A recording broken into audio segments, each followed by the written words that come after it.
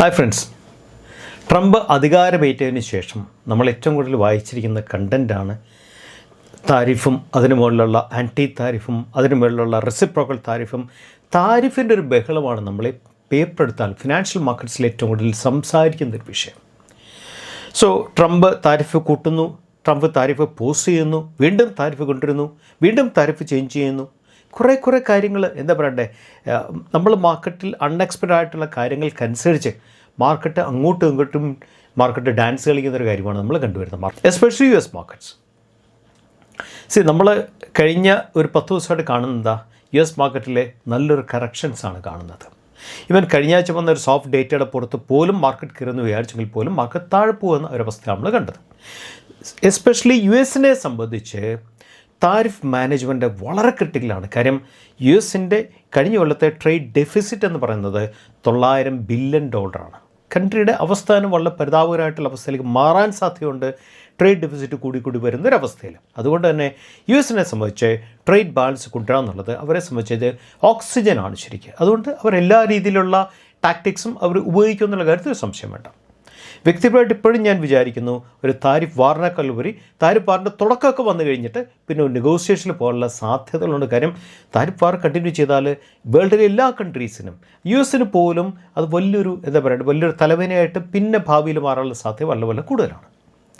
ഇനി താരിഫ് വാറിൻ്റെ തുടക്ക സമയത്ത് ഓൾറെഡി താരിഫ് വാർ സ്റ്റാർട്ട് ചെയ്ത് കഴിഞ്ഞു. Reciprocal tariff April 1st week start ചെയ്യുമെന്ന് ഓൾറെഡി ട്രംപ് ഡിക്ലെയർ ചെയ്ത് കഴിഞ്ഞു. തുടക്ക സമയത്ത് ഏതെല്ലാം ഇൻഡസ്ട്രീസ് പൊതുവെ താരിഫിൽ നിന്നും മാറി നിൽക്കാൻ സാധ്യതയുണ്ട്, ഇൻഡസ്ട്രി ഏലാവുന്നുള്ളതിനെക്കുറിച്ചാണ് നമ്മുടെ ഇന്നത്തെ വീഡിയോ. ബേസിക്കലി ഞാൻ ഏറ്റവും കൂടുതൽ പ്രതീക്ഷിക്കുന്ന ഒരു ഇൻഡസ്ട്രി എന്ന് പറയുന്നത് ഹെൽത്ത് കെയറാണ്. നമ്മൾ അക്രോസ് വേൾഡ് ഒരു ഡേറ്റ എടുത്താൽ 65 വയസ്സിന് മുകളിലുള്ള ആൾക്കാരുടെ എണ്ണം വേൾഡിൽ അറൗണ്ട് 10% ആണ്. ഇന്ത്യയിലെ അവസ്ഥ എടുത്ത് നോക്കിയാൽ അറൗണ്ട് <7% ആണ്, ഒരു 6.8-6.9% ആണ്. US-ലെ അവസ്ഥ എടുത്ത് നോക്കുകയാൽ ദിസ് ഇസ് സംതിങ് അറൗണ്ട് 17% ആണ്. ജപ്പാനിലെ അവസ്ഥ എടുത്ത് നോക്കുകയാണെങ്കിൽ 30% ആണ്. ചൈനയിൽ അറൗണ്ട് 13% ആണ്, 13%. അതിൻ്റെ അർത്ഥം എന്താണെന്ന് വെച്ചാൽ പല ഫാക്ടേഴ്സും ഉണ്ടാകാം ഇതിൻ്റെ അകത്തുള്ള മെയിൻ ഒരു ഫാക്ടർ ഇപ്പോഴും പെനിട്രേഷൻ ഓഫ് ഹെൽത്ത് കെയർ ആ ഒരു ലെവലിലേക്ക് പോയിട്ടില്ല എന്നാണ് കാണിക്കുന്നത്. ഞാൻ പറഞ്ഞതിൽ പല ഫാക്ടേഴ്സ് ഉണ്ട്. അതായത് ഒരു ഫാക്ടർ എന്ന് വെച്ചാൽ പെനിട്രേഷൻ ഓഫ് ഹെൽത്ത് കെയർ ആ ലെവലിലേക്ക് അത്രയും ഡെപ്തിലേക്ക് പോയിട്ടില്ല. ദാറ്റ് മീൻസ് ഡെപ്തിൽ പോകാനായിട്ടുള്ള സ്കോപ്പ് ട്രമണ്ടസ് ആണ് ഏത് മാർക്കറ്റിലും നമ്മളെ സംബന്ധിച്ച്. സോ ഹെൽത്ത് കെയറാണ് ഞാൻ ഏറ്റവും കൂടുതൽ പ്രതീക്ഷിക്കുന്ന ഒരു സെക്ടർ താരിഫിൽ നിന്നും മാറി നിൽക്കാൻ സാധ്യതയുള്ള സെക്ടർ. ഹെൽത്ത് കെയർ തന്നെ ഈ അടുത്ത കാലത്ത് നമുക്ക് കാണാൻ സാധിച്ചില്ല ധാരാളം ഹോസ്പിറ്റൽസ് അവരുടെ ഹോസ്പിറ്റൽസിന് മെയിൻ വരുമാനം അസസ് ചെയ്യുന്ന ഒരു ഫാക്ടർ എന്താണെന്ന് വെച്ചാൽ ആവറേജ് റവന്യൂ പെർ ഓപ്പറേഷണൽ ബെഡാണ് ശരിക്കും. അപ്പം ബെഡ്സിൻ്റെ എണ്ണം കൂട്ടിക്കൊണ്ടിരിക്കുന്നൊരവസ്ഥ ഈ അടുത്ത കാലത്ത് നിങ്ങൾ പല ഹോസ്പിറ്റൽസിനും എടുത്തു നോക്കിയാൽ കാണാൻ സാധിക്കും. ആവറേജ് റേറ്റ് പെർ ഓപ്പറേഷണൽ ബെഡിൻ്റെ ഒരു ഗ്രോത്ത്, അതുപോലെ തന്നെ നമ്പർ ഓഫ് ബെഡ്സ് അവർ കൂട്ടിക്കൊണ്ടിരുന്നൊരു കാഴ്ച. ദാറ്റ് മീൻസ് ഹെൽത്ത് കെയർ എന്ന് പറയുന്നത് വളരെ ഗോൾഡൻ ഒരു ഇൻഡസ്ട്രിയാണ്. അത് സൈക്ലിക്കലേ അല്ല, ലോങ് ടൈം ഇൻഡസ്ട്രി എന്ന് വേണമെങ്കിൽ നമുക്ക് പറയാൻ സാധിക്കും. രണ്ടാമത്തെ ഇൻഡസ്ട്രി എന്ന് പറയുന്നത് ഞാൻ പ്രതീക്ഷിക്കുന്ന ഫാമ ഇൻഡസ്ട്രിയാണ്. എസ്പെഷ്യലി എക്സ്പോർട്ട്സ് ഒന്നും ഇല്ലാതെ നമ്മുടെ ഡൊമസ്റ്റിക് മാർക്കറ്റിൽ വളരെ ബ്യൂട്ടിഫുള്ളായിട്ട് പെർഫോം ചെയ്യുന്ന ഫാമ കമ്പനീസാണ്. പ്രൊവൈഡഡ് ഈ കമ്പനീസിൻ്റെ റോ മെറ്റീരിയൽ അത് വെളിയിൽ നിന്ന് വരാൻ ഒരു ഇമ്പോർട്ടഡ് ആകാൻ പാടില്ല. കാരണം ഡോളറിൻ്റെ ഫ്ലക്ച്വേഷൻ ആ റോ മെറ്റീരിയൽ ബാധിക്കാനുള്ള സാധ്യതയുണ്ട്. അതുകൊണ്ട് തന്നെ ലോക്കലായിട്ട് റോ മെറ്റീരിയലിൻ്റെ ബേസിൽ ലോക്കലായിട്ട് പെർഫോം ചെയ്യുന്ന കമ്പനീസിന് എപ്പോഴും മാർക്കറ്റ് സ്കോപ്പുണ്ട്, എസ്പെഷ്യലി താരിഫ് വാർ വരുന്ന സമയത്ത്. മൂന്നാമത് ഞാൻ പ്രവേശിക്കുന്ന ഒരു ഇൻഡസ്ട്രി എന്ന് വെച്ചാൽ ബേസിക്കലി ടെലികോമാണ്. പക്ഷേ ടെലികോമിൻ്റെ ലാൻഡ്സ്കേപ്പ് തന്നെ മസ്കിൻ്റെ സ്റ്റാർലിങ്ക് വരുമ്പോഴത്തേക്കും എന്തുമാത്രം ചേഞ്ച് വരുമെന്നുള്ളതിനെക്കുറിച്ച് നമുക്ക് ഒരു ഡേറ്റ നമ്മുടെ കയ്യിൽ സോഫാർ നമ്മുടെ കയ്യിൽ വന്നിട്ടില്ല. എന്നാലും ടെലികോം തീർച്ചയായും നമുക്ക് എസെൻഷ്യൽ ഇൻഡസ്ട്രി ആയിട്ട് മാറിക്കഴിഞ്ഞു. നമ്മുടെ ഹെൽത്ത് കെയറിനെ പോലെയും ഫാമയെ പോലെയും എസെൻഷ്യൽ ഇൻഡസ്ട്രി ആയി കഴിഞ്ഞു. അതും ഒരു താരിഫിന് ഒരു ഷീൽഡായിട്ടൊരു ഇൻഡസ്ട്രി ആയിട്ട് നമുക്ക് തീർച്ചയായും കണക്കൂട്ടാൻ സാധിക്കും. അടുത്തൊരു ഇൻഡസ്ട്രി എന്ന് പറയുന്നത് ബേസിക്കലി ഹൗസിംഗ് ഫിനാൻസ് കമ്പനീസാണ്. അതുപോലെ തന്നെ ഗോൾഡ് ഫിനാൻസ് ചെയ്യുന്ന കമ്പനീസാണ്. ഗോൾഡ് പണയം വെച്ച് കാശ് കൊടുക്കുന്ന കമ്പനികൾ, ഹൗസിംഗ് ഫിനാൻസ് കമ്പനീസ്. ഈ രണ്ട് കമ്പനികളുടെയും പ്ലസ് പോയിൻ്റ് എന്താണെന്ന് വെച്ചാൽ അവർക്ക് ബേസിക്കലി നമ്മൾ ഹൗസിംഗ് ഫിനാൻസ് കമ്പനി നമ്മുടെ ആധാരം പണയം വെച്ചിട്ടാണ് ലോൺ എടുക്കുന്നത്. ഗോൾഡ് പണയം വെച്ച് ലോൺ എടുക്കുന്ന കേസിൽ നമ്മൾ ഗോൾഡാണ് കൊളാറ്ററൽ സെക്യൂരിറ്റി ആയിട്ട് കൊടുക്കുന്നത്. എസ്പെഷ്യലി ഗോൾഡിൻ്റെ പൈസ കൂടുന്തോറും കൊളാറ്ററൽ സെക്യൂരിറ്റിയുടെ സ്ട്രെങ്ത് ഭയങ്കരമായിട്ട് കൂടിക്കൊണ്ടിരിക്കും.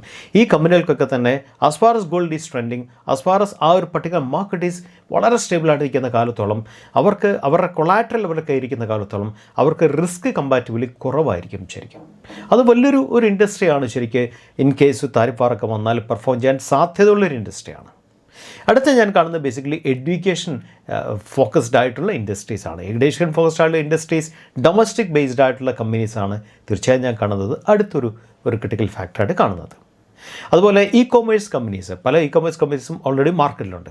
E commerce companies, supply chain ചെയ്യുന്ന കമ്പനീസ്, ഇതെല്ലാം വളരെ ക്രിട്ടിക്കലാണ്. എസ്പെഷ്യലി ഒരു താരിഫ് വാർ സസ്റ്റെയിൻ ചെയ്ത് പെർസിസ്റ്റ് ചെയ്ത് നിൽക്കുന്നൊരു സമയത്ത്.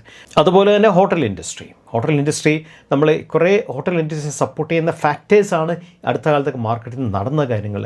Hotel industry and restaurant chains ഉണ്ട് ശരി. ഇതിനോടൊപ്പം ശ്രദ്ധിക്കേണ്ട വലിയൊരു ഇൻഡസ്ട്രിയാണ് റിയൽ എസ്റ്റേറ്റ്. എസ്പെഷ്യലി ഇന്ത്യയിൽ, എസ്പെഷ്യലി പ്രീമിയം സെഗ്മെൻറ്റ്സ്, ബേസിക്കലി മുംബൈയിലും ഗുർഗാവിലൊക്കെ ത്രൈവ് ചെയ്യുന്ന കമ്പനീസ് പ്രീമിയം സെഗ്മെൻറ്റിൽ ഹ്യൂജ് ആയിട്ടുള്ള ഒരു അപ്ലിഫ്റ്റാണ് സോഫാർ ഇതുവരെ കഴിഞ്ഞ 1 കൊല്ലമായിട്ട് 2 കൊല്ലമായിട്ട് നമ്മൾ കണ്ടുവരുന്നത്. സ്ക്വയർ ഫീറ്റ് റേറ്റ്സിലുള്ള ഗ്രോത്ത് എന്ന് പറയുന്നത് അൺബിലീവബിൾ ലെവലിലാണ് ഈ ഗ്രോത്ത് സംഭവിക്കുന്നത്.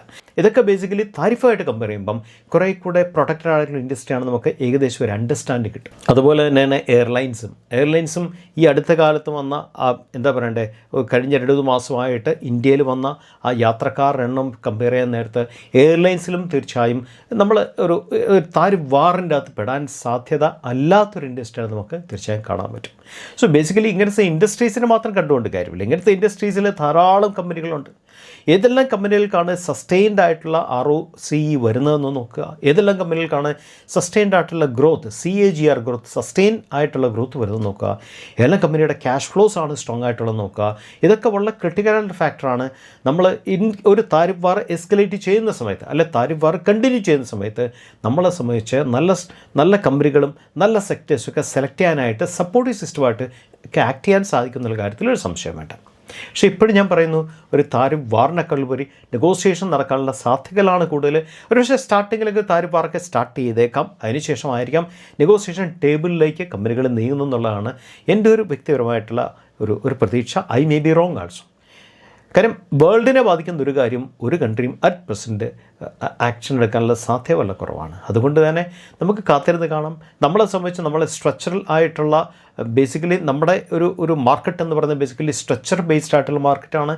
നമ്മളെ സംബന്ധിച്ച് സ്ട്രക്ചർ ബേസ്ഡ് മാർക്കറ്റിനെ സംബന്ധിച്ച് സ്ട്രക്ചർ ഇപ്പോഴും ഇൻടാക്റ്റ് ആണെന്നുള്ള കാര്യത്തിൽ ഒരു സംശയം വേണ്ട. മറ്റൊരു വീഡിയോക്ക് വീണ്ടും കണ്ടുമുട്ടാം. Signing off.